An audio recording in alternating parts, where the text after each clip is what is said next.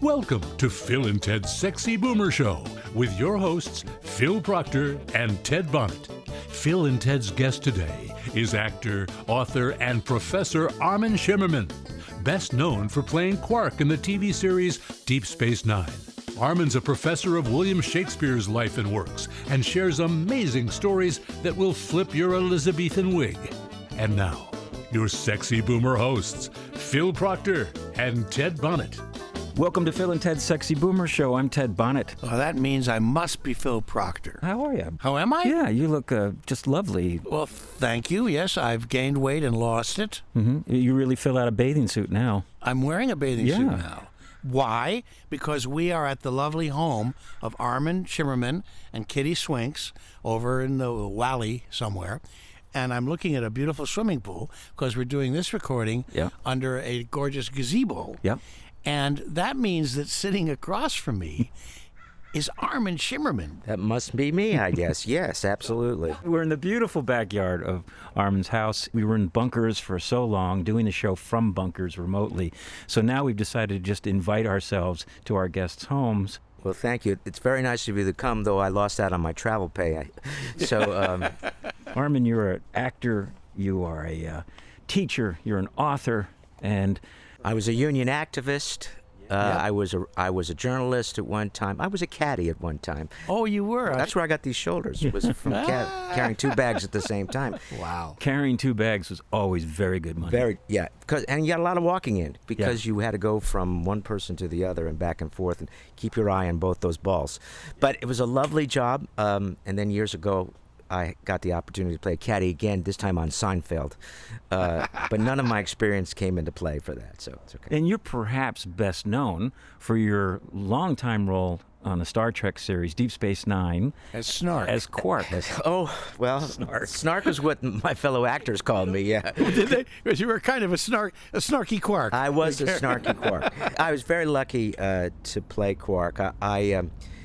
When I heard that the new Star Trek series that was about to be produced, Deep Space Nine, and I heard that there was a Ferengi on it. I had played Ferengi on the previous Star Trek series, Next Generation, and I thought, well, they must be looking for somebody like me.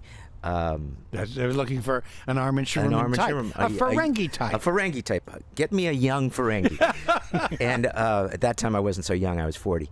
But I auditioned and was very happy and lucky to get hired. I'm very proud to say that on that show, I was the first actor hired for the show. That there were 7 series regulars in that first season, and of the 7, I was the first one hired because they had seen me play a Ferengi before. Wonderful. For people who don't know, what is a Ferengi? What is a Ferengi? A Ferengi, what is a Ferengi? You know, I've never been asked that question, Ted. That's amazing. What is a Ferengi? A Ferengi is an alien creature from the planet Ferenginar, and they are acquisitive beings. They like to accumulate things, and they like to trade back and forth. Originally, when I first played them in Next Generation, they were described to me as clipper captains, American clipper captains from the 1800s, from New England. Very hard-nosed sort of people. But unfortunately, they hired me for that first episode, and they became overnight sort of comical characters. Yeah. Very funny. Yes. The scene where your character was lodging a complaint about living underneath your superior officer and making noises because he was shape-shifting all night and it was bothering you. And your character says at one point, I could even hear the mouse when he scampers like a mouse. And this commander woman character says, you could hear that? And you point to your ears and say, hello. It's very funny. The irony of ironies is all the actors who played Ferengi had large prosthetic ears. Yeah. But because we had large prosthetic ears, which were made of rubber, we couldn't hear. Because it was like wearing, big earplugs. Right. Did you take liberty with the character and make it more comedic? I did originally. It wasn't something I wanted to do. I actually was trying to be dramatic on Next Generation, and it came out very comical. Well, that's what they say, though, Armin. If you're going to play comedy, you got to play it straight. Absolutely, Phil. And when I auditioned for Quark on Deep Space Nine, my good friend, he wasn't my good friend then, but later on became a very close friend. He was my brother on the show. His name is Max Grudenchik. We both auditioned for the character of Quark, and we sat down on the steps of Paramount, and we discussed our auditions. This is before either one of us had the role. And I said, Max, how did you approach this role? And he said, as you said, Phil, he said comedically, because they're comic characters. And he said, how did you approach it? And I said, following your advice, Phil, I said, no, I approached it dramatically, that I wanted to make it as dramatic as possible, even though they're comedic characters. And I suppose the producers, the powers that be, agreed with you, Phil. They took the dramatic approach over the comedic approach, although Max would have made a great Quark as well. Yes, I think the secret of that, from an actor's perspective, is that the audience gets to be funny. The audience gets to have the fun, because they feel superior to you in a certain way. What a jerk! But you're taking it very seriously, which makes you a jerk. Yes. But you must not ever think that you're a jerk. You simply want what you want. That's right. So as Deep Space Nine took the concept and made it a little broader, I mean, there seemed to be more humanity in these aliens. Yeah, I think one of the glories of our show, of Deep Space Nine, was it wasn't about boldly going to some planet and solving their problems in 47 minutes, but rather it was about a long, extended view into relationships. How do people who don't necessarily like each other live with each other? How do we live together in a society that is partisan? How do we live together in a society that is abrasive against each other? And our show tried not to show you how to do that. Absolutely not. We did not do that. But we explored the problems and the successes of that situation. And people could identify with that. I think so. Now I'm very prejudiced about this, but I think that's why our show has stood up so well to the test of time, because we weren't about technical things so much. We were, of course, but not really. We were about relationships, and relationships are universal. And there was one monologue that was sort of a morality play. You weren't playing for laughs. Yes. In the scene, you were talking about false equivalency. It was like, you think you're superior to us? We may do this, we may do that. We always may be looking for a deal, but we're not killing each other. Yes, I remember that monologue. That was one of my favorite monologues, actually. I believe I was saying that to Captain Sisko. Yes. From the very beginning of Star Trek, the character of Spock, everyone knows Spock, he had the ability to look at humanity and make judgments or appraisals of humanity. And so for those of us who were aliens, we often got what I would call the Spock speech. We would get a speech where the writers are making comments about human characteristics, human values, that only an outsider, an alien, can make. I heard one very funny story. You were on the set in '94 during the earthquake. It's about the earthquake, sure. On that particular morning, my calls were usually about 5 o'clock in the morning, because my makeup took 2 hours to apply every day. And so at 7 o'clock, when the camera crew was ready, I was ready to go at 7, so I would come in at 5. So this particular morning, and I don't know why, but they had called me in, I believe, at 4 instead of at 5. My makeup artist, who applied my prosthetic makeup, her name is Karen Westerfield, she had put my prosthetics on. She had glued my rubber head on. Your dome. My dome and the face mask as well, because there was 2 parts, the dome and the face mask. Mm-hmm. And the earthquake came. Actually, we weren't shook up that much because we were in a makeup trailer, and although the city shook, we were sort of stabilized by the. You're on shocks. Yeah, but we found out pretty quickly what had happened. I mean, for me, the most telling thing that I remember was walking outside. It was still dark, and looking up at the sky, and seeing stars. Seeing stars in the sky. No light. No light. And I went, whoa. That was the most telling thing of that morning, except for what I'm about to tell you. And at that time, we didn't have cell phones, although somebody had something like a cell phone. Yeah, mobile phone. That's it, a mobile phone. Mm-hmm. Big He called his wife. His house hadn't been shook very much. I finally got in touch with my wife and found out here in the valley that we had been rocked quite a bit. The perimeter walls around the property had come down. The French doors had all been blown open. The dogs had gone frantic. And she was in rather shook-up state. And I said, well, I'll be home as soon as I can. So I went to the AD and said, I'm going home. Now, understand, I'm still in my dome and face mask. Ferengi makeup.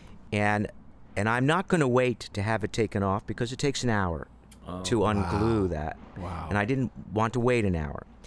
And my makeup lady, Karen, luckily for me, lived about 2 miles from where I live now. And I said to Karen, come over to my house with your materials, you know, and take it off after you've checked your house and your family and everything. So we agreed on that. The AD actually said to me, you can't leave. My contract with Paramount said that I could not leave the lot in makeup. Oh. That was forbidden. And he said, so you can't leave. And I said, well, I'm not waiting around to have this taken off. I'm taking off now. And he gave me an argument for about 30 seconds or so. It's his job. That's his job, and he fulfilled his job. And I said, you know, screw you, I'm going.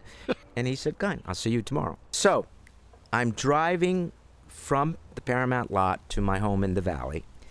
And because of the earthquake, because I remembered in our last major earthquake in Los Angeles, one particular area of freeway had fallen down.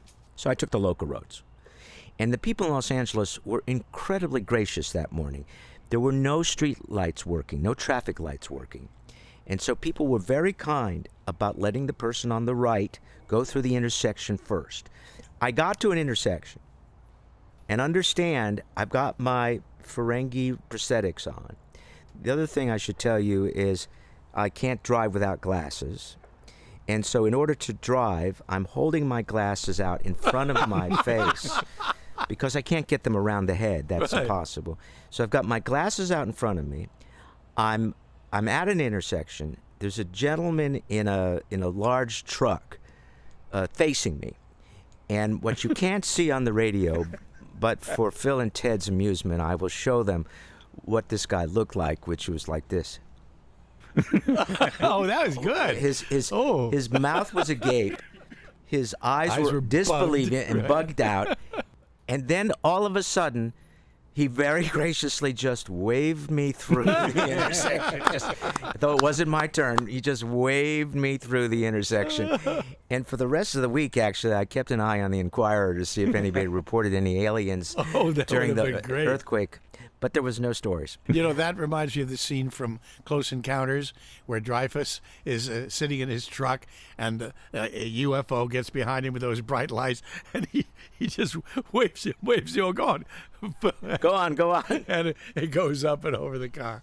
Wow. So it was, you know, and I came home, and the nice thing was, although my wife had seen me many times on the lot with the makeup on, many times, when I came home with the makeup, she started to laugh, which was a very pleasant sound considering what the morning had done to her.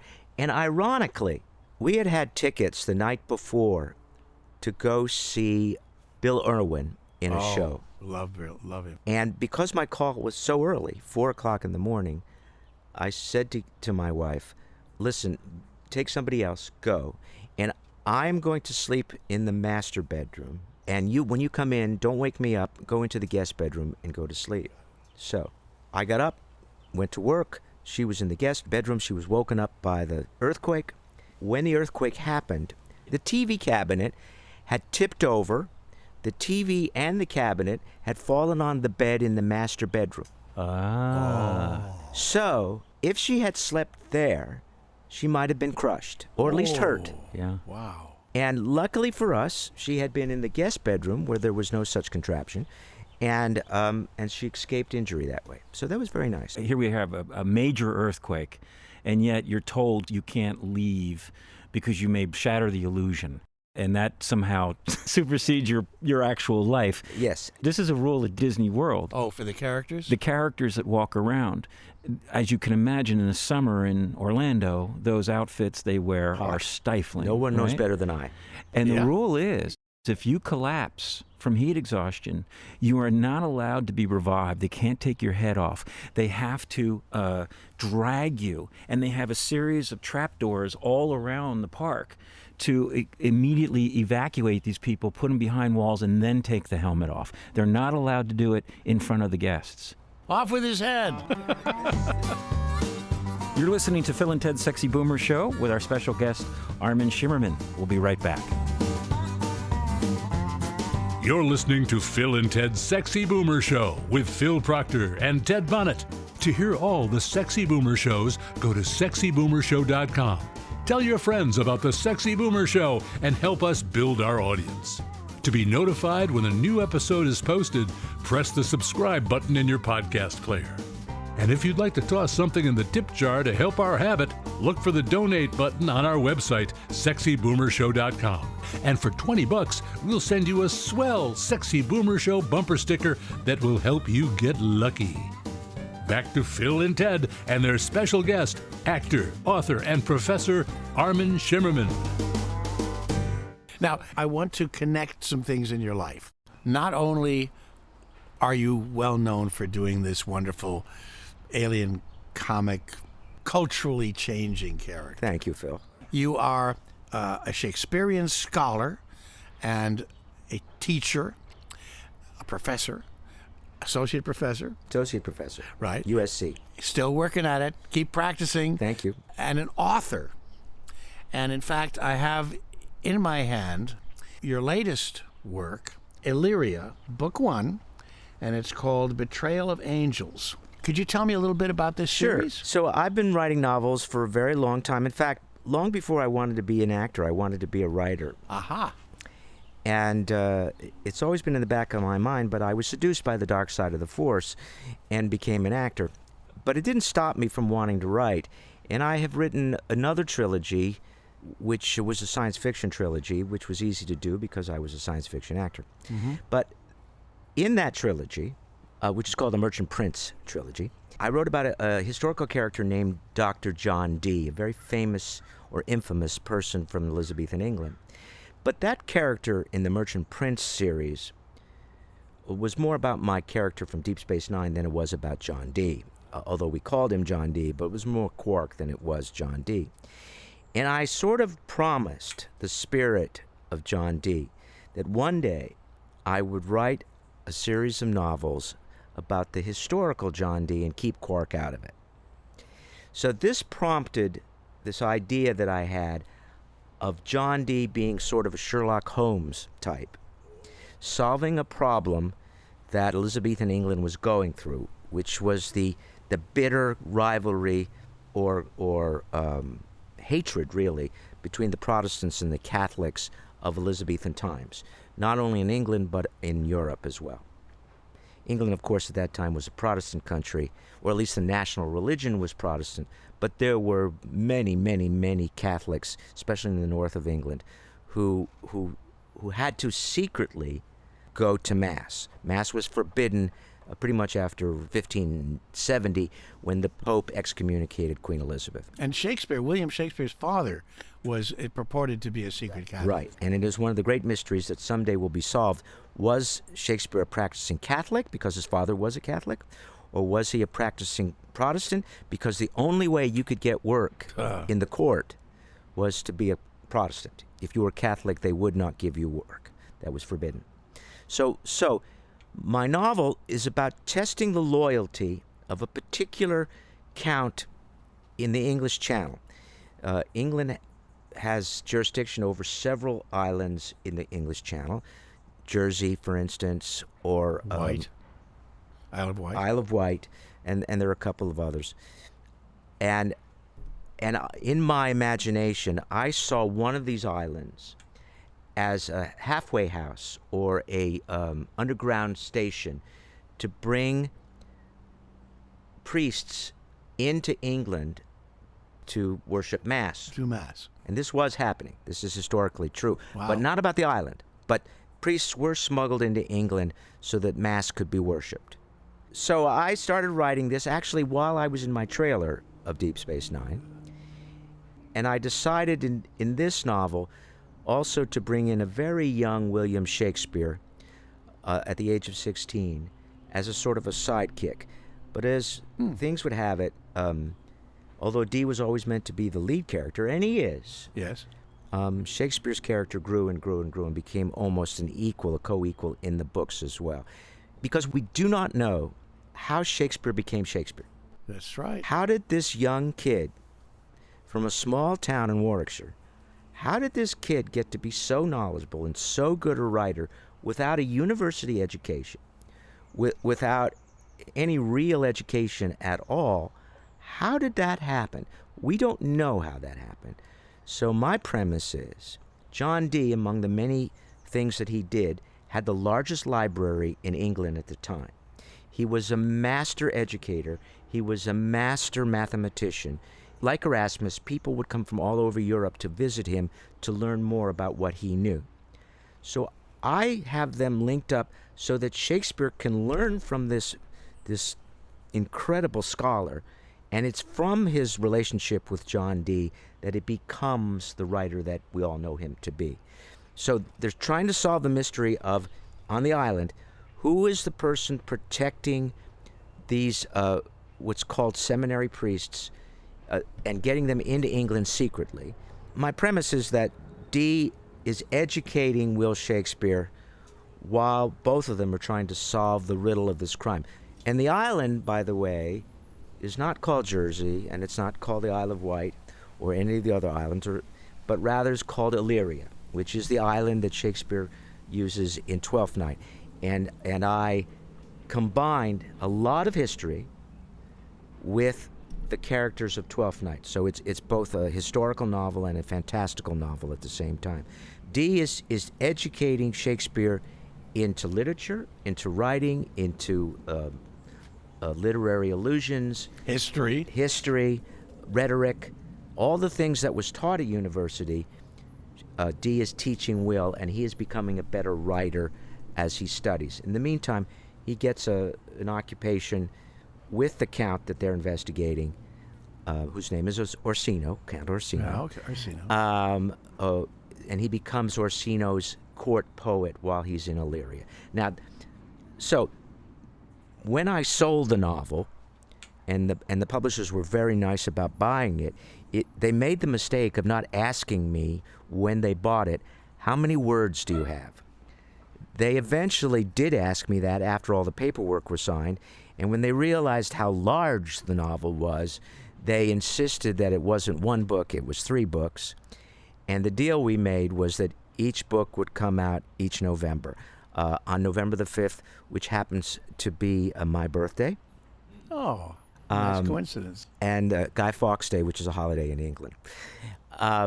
So the first book is out. Betrayal of Angels is out. The second book, which I haven't got a title for, book 2, will come out next November. Call it Proctor's Revenge. Okay, Proctor's Revenge it is. And the third one, will be Ted's Happiness. Oh, great. As you said, this is a story about not so merry old England. Yeah, because we've heard that expression, merry old England, and the truth is it wasn't so merry. The average age of a Londoner in Shakespeare's time was about 22. People died from the plague. People died from accidents. People died from any disease. It didn't have to be from the plague. People were killed off by the government or by each other. It wasn't pleasant, and certainly people in the lower ends of society were starving, were mutilated. It wasn't pleasant. They drank a lot. I mean, the amount of mead that was drunk. Well, water was dangerous. Water was dangerous. Everything was dangerous about life at that time. England was a backwater country compared to most of Europe, and they were coming out of that, but it was not a pleasant place to be. And Shakespeare took his life in his hands, literally, to go from Warwickshire to London, and probably why he never visited his wife that often, because it was a dangerous journey back and forth. Of course. Because even if you didn't die of disease or anything, you could be robbed, you could be murdered. Absolutely. Sure. So as a professor of Shakespeare, it's an opportunity to ask you, for people who aren't familiar with Shakespeare, someone who would like to learn a little more, would like to find an in. Do you have a particular way of doing that for students? I do, actually. Usually what's off-putting about Shakespeare is the language. And the truth of the matter is, most of the language is current language. You know, people say, oh, it's Old English. It's not Old English. Old English is, when that opera with Yeshua suta, the ruhtemar, chepersa to the ruta. And that's actually not Old English. That's Middle English. Chaucer, right. So it's really modern English. What's off-putting is the way the words are put together. The modern words are put together. It's in a style that we are not familiar with, mainly because it's written in a rhetorical style. And rhetoric, although still taught, but not very much, was absolutely what was taught through the Middle Ages up until, I would say, the beginning of the 20th century. And in America, for whatever reason, they really stopped teaching that as fundamental English.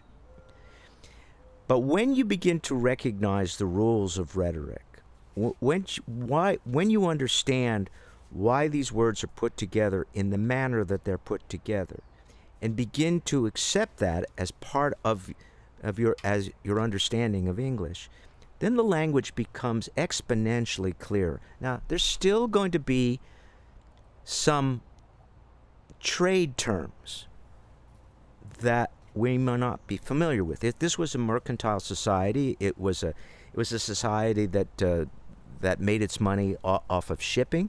So there's a lot of shipping terms and a lot of horse wrangling terms and a lot of terms that were everyday usages to people who lived in that time, but aren't necessarily so to us today. Many of them still are used, but we're not as familiar with those crafts as these people were. And also sometimes words have slightly changed a tiny bit. One of the ones that I'm particularly fond of is the word F-R-O-M, from. In Shakespeare, for us, from means from, as we understand it. Moving away from. Yes, moving. But even more so in Shakespeare, actually that's the very definition that Shakespeare would use, Phil. There's a great sense of divorce in the word from. So my example to my class usually is, I can tell you that I am from New Jersey, and you'll understand that. But if Shakespeare wrote that line, he would expect his actor to say, in this sort of way, I am from New Jersey. There's a great sense of divorce, that never going back. This is from any understanding. If you lived in New Jersey, you would want to be from New Jersey. And I am from New Jersey. So, and there are other words that we use all the time, but we never think about. For instance, the figures of speech. Why are they called figures of speech? And this is actually goes back to rhetoric. The hundreds of ways to put words together all have their own individual Greek name.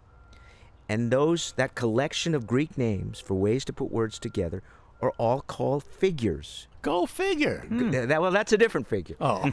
The thing that is essential, unfortunately, for those who are thinking about learning more about Shakespeare, is to have a very good dictionary, because you need. Sometimes you are misled by a word that you think you know, you absolutely know you know, but the word has changed its meaning or has a double meaning. I mean, look at the word Czech, for instance. Czech can mean someone from Czechoslovakia. Yeah. Czech can mean give me the bill at the end of a meal. Czech can be check out the woman who just walked by. The figure on that woman. That's right. So speak. And I'm sure there are 3 or 4 other checks. You can write a check, too. You can write a check, exactly. So they're check off the list. Check off the list. It goes on and on.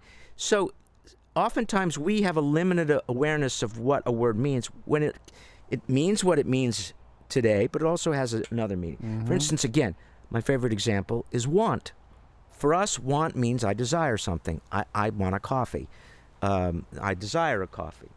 But if Shakespeare writes, I want a coffee, he means there's no coffee here. Right. We're lacking. I need a coffee. In want of a nail, the war was lost. It would be interesting for people who are getting into Shakespeare to maybe read an electronic version of it where they can tap on a word and get an instantaneous explanation. You know what? If the instantaneous translation includes some archaic definitions, or a sufficient amount of definitions, I think that's a very good idea. Well, listen, in Shakespearean's time, they would have a monk sitting at your feet while you were reading. Not a monk. Catholics are forbidden in England.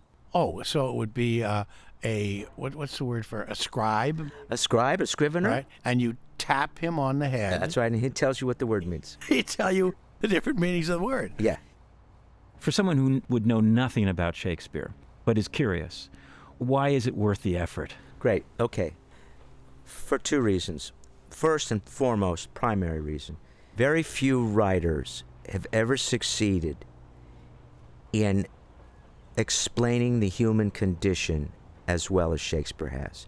And he's able to do it in a few words. Just a couple of words put together suddenly crystallize exactly a human emotion, a human response to things. And the way he puts words together are so galvanizing that it just gives you an epiphany about your own humanity. To be or not to be? That is the question. And that, by the way, is a figure called antithesis. And Right. it's because it's an opposite. If you recognize this as the figure of antithesis, it's an opposite. To be, or the opposite, not to be. And that's the rhetorical figure of antithesis. And so, not only do you recognize that, but you understand why he wrote it the way he wrote it. He's using that figure to write that line. And antithesis is absolutely Shakespeare's favorite figure of rhetoric. He uses it constantly. And as long as you begin to see the relationship, the tension between these opposites, you have a better understanding and a better appreciation. You can still understand, but you have a better appreciation of what's being said. So if you say, I want to be, you're saying both I need to be and I don't think I can be. Exactly. Precisely. What works would you recommend as a starter? My novel. Illyria. Illyria. And the reason is, and I'm slightly being facetious, but it gives you a very good understanding of the history of the times. And that, too, is part and parcel of the misunderstanding of people. Because if people don't understand what was happening at that time, they can't relate to the characters as well. Because Shakespeare's learning about rhetoric from John Dee, you'll get some principles of rhetoric in my novel as well. No one really knows how William Shakespeare learned what he learned to be able to write this. We don't know. He didn't go to university. He was always in conflict with the writers, and there were many wonderful dramatists at the time. Shakespeare is not the only dramatist of the time. There were really great writers at that time, but they're all overshadowed by Shakespeare. Was it like Johnson and Bacon? Yeah, Johnson and Bacon and Nash, Greene. Yeah, and they all kind of hung out. They knew one another. They tried to kill one another. Exactly, and they were in bitter feuds with each other. And all of them, except Shakespeare, all went to university, and they all studied rhetoric, and they all competed, as writers do today, for the top spot in the literary world. Was he particularly resented because he didn't have an education? Yes. Greene wrote a great, one of the last things he wrote was this treatise on this upstart crow that he called Will Shakespeare, because he was an upstart. He didn't go to university, and he thought himself better than the university wits who thought that they were at the top of the pack. And history has proven that Greene was wrong, and Shakespeare was the one that we all admire. My favorite description of Shakespeare, for those who may not really want to see a play, is blah, blah, blah, blah, blah, sword fight. and Shakespeare was aware of that. Yes. There's very few plays that he doesn't have a sword fight because they were appreciated. People wanted to see the sword fights. And most actors at that time, like you and I, Phil, were very good swordsmen. So if you were in a sword fight and you killed someone, normally you'd go to jail for that. But in Elizabethan times, if you could prove to the judge that you could read and write, you were let off. Really? Wow. That you could read or write? What if you killed somebody that could read and write? Oh, they'd write it off. Thank you, Phil. Oh, you're way ahead of me. You were going to say it. I was going to say it. What was Shakespeare like personally? Hard to know. He was very reclusive. He certainly had affairs. One can assume that. He didn't get into trouble. All the playwrights that I've been referring to, they all got into trouble. They all got hauled before court. Shakespeare never did. It may be, in my humble opinion, and it's very humble, that because he was a secret Catholic, he kept his nose clean so that he would not get into trouble. Mm-hmm. But there's relatively little known about Shakespeare because he did keep his nose clean. He didn't get into trouble. We know that he lived with a French couple on Silver Street while he was writing the plays, and he was involved in a lawsuit with them, but he wasn't the person involved in the lawsuit. He was merely a witness. But there's relatively little known about him. We do know that that he was not only a playwright but also an actor, and there is a rumor that he played all the kings that weren't the title role. So all the plays that have kings in them but are not the title role, the rumor is that Shakespeare played those parts. Wow. Did he speak truth to power and as a result have... No, he didn't speak truth to power. So he didn't get into trouble with the powers that be. There's relatively little politics in his plays. There's politics, but not controversial politics.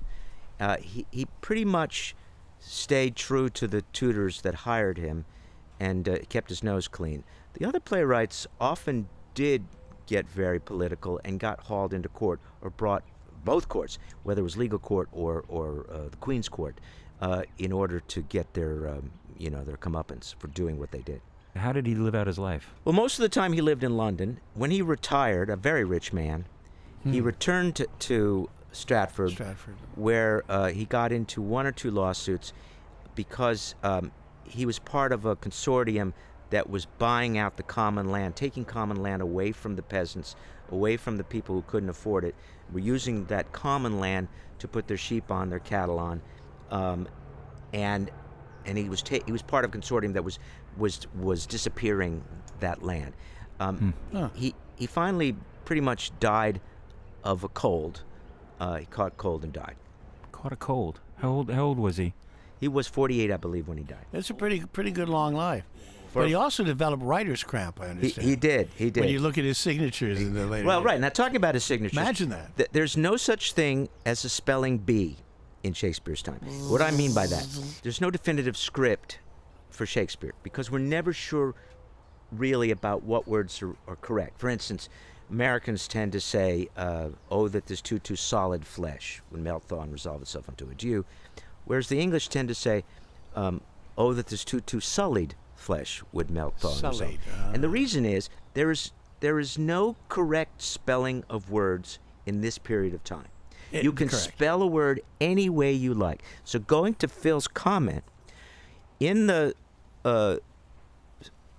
I don't think this number's right, but in the dozen or so examples of Shakespeare's spelling of his own name on legal documents, in 6 of those, he spells it differently. He spells his own name differently. And in fact, in my novel, I do not spell Shakespeare, Shakespeare, as it is normally written, but I take one of the other spellings, Shakespar, no E at the end. Saves on room in the novel, and is an acknowledgement of the fact that spelling was up for grabs at that Now, by the way, the Firesign Theater... that's right. The missing play. We wrote a Shakespeare's Lost Comedy, right? But we always thought of him as being Shakespeare, which is what you kind of are playing with. Yes, exactly. So it was almost as if back then, before spelling was standardized, writing was almost in dialect. Yes, exactly. It's a good way to put it. It was in dialect. Yeah. And that is why, if you look at the first folio for Macbeth, you'll see that it's not written murder, M-U-R-D-E-R. It's Murther, because somebody in the printing process must have had a Northern English accent, and they wrote it the way it sounded. They said it, Murther. Martha. Murthy. Interesting. What, for you personally, makes him relevant 6 centuries later? His appreciation of the human existence, and that never really changes. History can change, cultures can change, but the human condition is pretty much the same. We love, we hate, we desire, we need to eat, we need to propagate. All the things that are essential to humanity, he deals with, and in such a beautiful way, and in such an educated way. It's what makes him appreciated by people for all these countless years. And to take it back to what you're saying about Star Trek, he was very much involved in the friction between people and the frictions and tensions in society and history, you know. Exactly, Philip. Well put. I'll put that in my next class. That's very good. Good. It's timeless. Yeah. And again, the beauty of his word construction is just glorious. If we like poetry at all, not that he's always a poet, he's not. And a lot of times he says things that are stupid as well. So it's not like he's brilliant all the time. Well, what's wrong with that? Oh, yeah, well, you know. Oh, the groundlings like it. Exactly. Sometimes the jokes are so bad, Phil, not even you can make them funny. Firesign Theater did, but it took 4 of us. Yeah. But you wrote your own lines. That's right. Yeah. But a lot of his work is just, for an actor anyway, as well as a reader, but for an actor, they're just delicious words to speak. And to get into his speeches, and to get into the scenes, and to kind of uncover the wit and rhetoric, you know, the give and take of what he's doing makes it such a joy. Now, you've done about a third of Shakespeare's tome. Well, I think I'm a little closer to half. You've done almost half. Half the plays. And how many are there? That's debatable. No, that is debatable. But I think 36 or 37. Your job as a professor at USC, how many of the students look at Shakespeare as medicine as opposed to candy? Well, I'm going to brag here. Thank you for that question. It's a wonderful question. Most of my students tell me after they've finished my class and have gone on for another year or so that it was all medicine. They all thought it was medicine when they came in. And certainly my first class is a lot of medicine because I'm introducing them to a language they've never heard before, which is the language of rhetoric. And I'm using a lot of the Greek terms for figures that they have never heard of before. But I will say that I've gotten a ton of feedback from a good majority of my students that it became their favorite class while they went to USC. Isn't that wonderful? Because I think they discovered something they didn't know about before, and the discovery of learning became delicious to them. You've been using the word rhetoric a lot when you're talking about Shakespeare's writing. And this day and age that we're dealing with politically in the United States, rhetoric is a bad word. Has become a bad word. So what is the relevance of the word rhetoric in terms of Shakespeare and today? Great question. Let me answer. That's a two-part question for me. So the first part, what is rhetoric? Rhetoric is the art and science of putting words together to say something meaningful and memorable.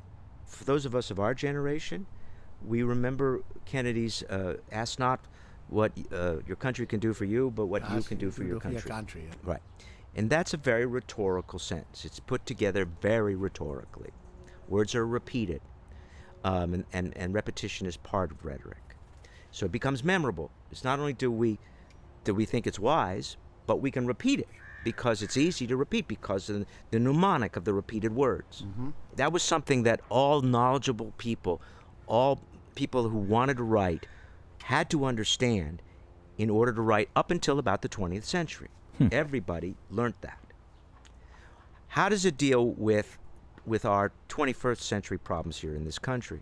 Well, first of all, they've made rhetoric into a bad term because rhetoric in the 20th century became something, you were sold something you didn't want.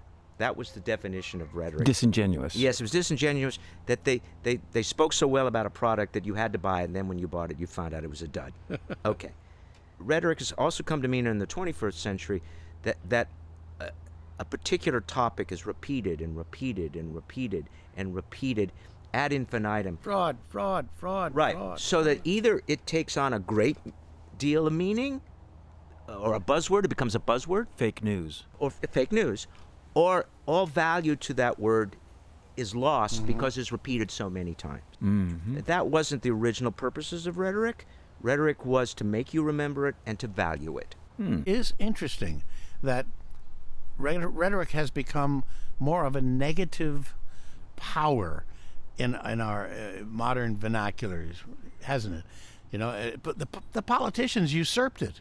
Yes, and one of the reasons why Shakespeare, it's hard to really, Shakespeare was never intended to be read. It was always intended to be performed. Very good point. So when you read it without the actors bringing life to those characters, it's very dull. It's very dull without actors. The second part of the problem is, unlike people like Phil, a lot of times actors don't know what they're saying when they're saying Shakespeare. They don't understand the principles of rhetoric. They don't understand that want means loss and not desire. And so you, as an audience member, are listening to a Shakespeare play, watching a Shakespeare play, and you're confused and you feel stupid because you don't understand what they're saying. The fault is not in you, the audience. The fault is in the actors, that they have not done their homework sufficiently so that they can communicate what's on the page to the audience. There's nothing better for me as an actor to hear an audience member come up to me after a Shakespeare show or a classical show and say, that's the clearest I've ever understood that. And you know what? It was always clear. It's just that the communicators, the actors, hadn't done their work in order to make it clear to you. That's right. The plays written in the middle of his career are enormously accessible. The plays written in the beginning of his career are usually very funny and very accessible. The plays written at the end of his career are harder to get into. Why? Like a musician, you start out learning the chords, the simple chords, the simple keys. And as a beginning playwright, he's writing rather simple rhetoric, understandable rhetoric. The language is relatively easy. As a musician progresses and he becomes or she becomes infatuated with jazz, they begin to syncopate. They begin to play with the music. Improvise. They improvise. They begin to not be worried about the forms, but decide to take liberties with the forms. And that's what he starts to do with language in his later plays. So plays like The Tempest, Winter's Tale, those are difficult plays to understand, because now he's riffing on the English language, and it's not as easy as Hamlet or Comedy of Errors, because he's now having fun with language, which he wasn't doing before. Shakespeare wrote for it to be delivered, not read. Yes, Never. The plays were printed after he died. He right. never made any effort to have it. And in fact, the plays didn't belong to Shakespeare. Once he wrote them, they belonged to the theater. They belonged to the theater that he worked for. The for King's the King's Men Men? or the Queen's Men. Absolutely. And in fact, if a printer came into the audience, or a printer's boy or somebody, and he surreptitiously wrote down all the lines and printed that play belonged to the printer, not to the theater, and certainly not to Shakespeare. Wow. And that's why we have some versions of Shakespeare's play, they're called the bad quartos, that were surreptitiously taken down, and they're not close to the first folio at all, and because they were just written as quick as that boy could write down the lines. It's also my supposition that the great comics, the jesters in his company, would improvise. I will go further with that, and I'm very proud of this. There were two main comics in Shakespeare's. They didn't work at the same time. One replaced the other. The first one was Will Kemp, and he did exactly what you said. Will Kemp improvised all the time, and I think Shakespeare was very happy to see the back of Will Kemp when Will Kemp left the company. Now, what I love about the fact was the comic character who replaced Will Kemp was a man named, ready for this? Robert Armin. Oh. And he was very much a linguistic comic character, and he's the one that created all the great fools. The Fool in King Lear, the Fool in Twelfth Night. He's not a comic. He's not a pratfall type of actor. He's a linguistic. He's as Feste says in Twelfth Night. He is a corrupter of words, and quite brilliant. But all of them had some comedic virtues. Absolutely. Will Kemp. I wonder if we get camping it up from that. You know, that's a very could be right. So the takeaway is that if you want to get into Shakespeare, go see a good production. Yes. Or a good movie. Go see a good movie, because all the difficult stuff is usually cut out of the movie. See anything with a number. Richard III, Henry V. Those are all middle plays, because he was writing histories a lot in his middle years. He was interested in the conflict in English politics without getting too political. But I think a movie's a very good idea, because you're startled by the magnificence of the costumes. Any particular movie you'd recommend? Henry V is a tremendously inspiring movie. tremendously inspiring. And easy to understand. Easy to understand. Because there's a lot of sword fighting. Armin, thank you so much. My pleasure. Thank you. It's been delightful being in your backyard. Thank you. Our backyard is better off for your having been here. Thank you so much, Armin. Another fascinating conversation. Yeah, and I didn't have to learn any lines. I really love barging into people's homes and interviewing them. We have to continue doing this. On the next edition of Phil and Ted's Sexy Boomer Show, I'm Ted Bonnet. And I'm the other guy. Stay tuned. Bye. You've been listening to Phil and Ted's Sexy Boomer Show, featuring Phil Proctor and Ted Bonnet and their special guest, Armin Shimerman. Music by Eddie Betos and the Nervous Brothers. I'm A. Ernest Guy. Stay tuned for the next episode of Phil and Ted's Sexy Boomer Show, produced by RadioPictures.com, the makers of fine podcasts for seasoned hipsters, man.